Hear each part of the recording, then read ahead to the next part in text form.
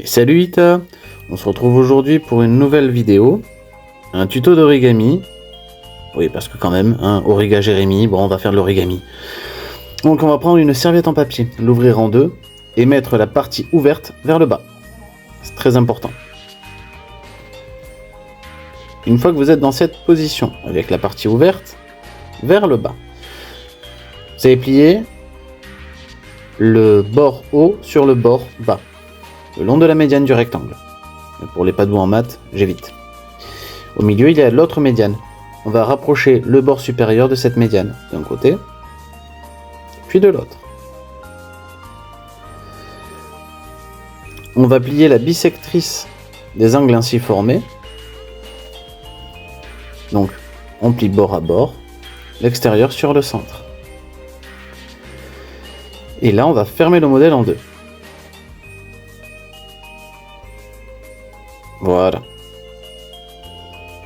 La partie ouverte se retrouve vers le bas. On a donc une espèce de petite fusée. On va devoir mettre deux doigts à l'intérieur de la poche gauche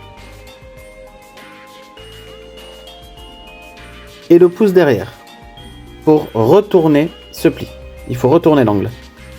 Je vous remontre, voilà. Là, on recommence. Je vous remontre une troisième fois, voilà. Le petit angle qui dépasse, on le rabat le long. Et la grande pointe qui reste, on va essayer de la rentrer dans la pochette que forme la pointe.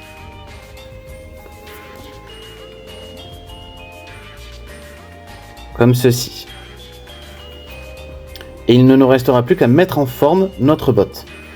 N'hésitez pas quand vous le faites devant des enfants à leur expliquer que vous êtes le cordonnier du Père Noël et que vous fabriquez les bottes des lutins de Noël, donc vous participez activement au fait qu'ils aient des cadeaux.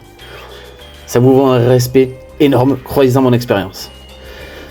Pour ceux qui voudraient l'essayer en papier, parce qu'après tout, ça peut se faire avec du papier aussi, il faut penser à diviser la feuille en deux.